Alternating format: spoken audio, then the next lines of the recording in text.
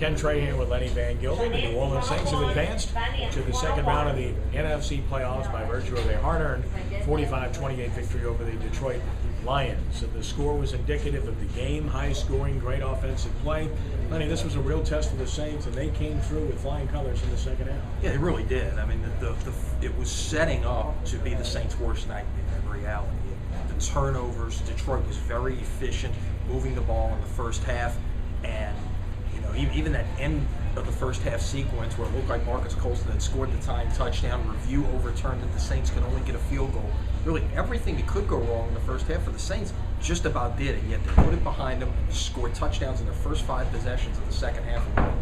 Yeah, and took a knee when they could have scored another at the end of the game. And yet, as you go back and look at this game, what really decided the outcome was very clearly these fourth down conversions by the New Orleans Saints. The first one, Drew Brees with an over-the-top quarterback sneak, and the Saints were up 17-14. That was a real gamble from their own 38-yard line.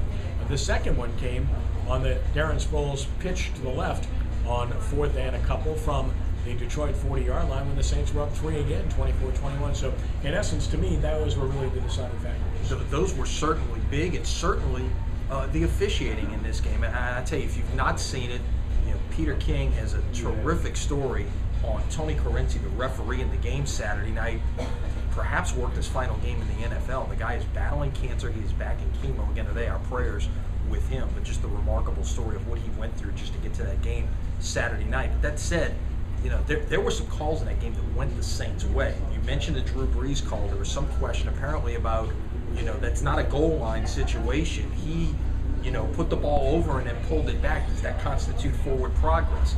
The Marcus Colston spot early in the game, or the second quarter of the game, that could have, that gave the Saints a first down, but was a questionable spot. Certainly the fumble by Brees that was blown dead, that was clearly set up possibly to be a Lions return for a touchdown. It would have made it 21-7 at that point had they let the play go on. So you mentioned the fourth downs, but I think you have to mention some of those calls as well. While we have a tendency to look at things with black and gold colored glasses around here, I think some people in Michigan right now are probably saying, hey, some calls had gone out where this could have been a different football game. It could have been a different football game with the same outcome. The Saints were better, and they would have won the game. Let's not forget they won by 17 points and took a knee at the 2-yard line when they could have made it an even bigger margin. Now, as far as the blown whistle on the potential return, Robert Beacham's a yard and a half, 2 yards away. I suggest to you he'd have made the tackle right away. Oh, absolutely. It could have very well, but I think a lot of people stopped it. You don't know. It's one of those situations.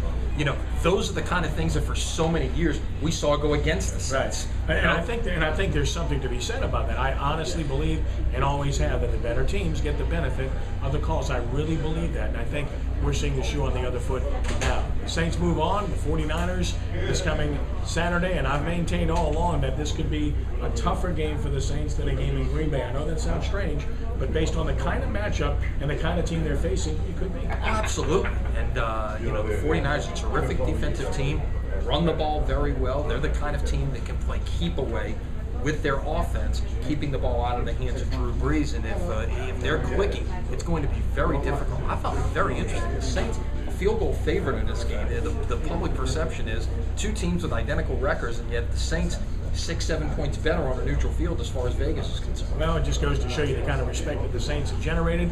I do believe San Francisco is capable of winning the game. At first blush, I like the Saints to win a close game. Of course, we'll have full analysis of this game coming up on Friday here at SportsNOLA.com.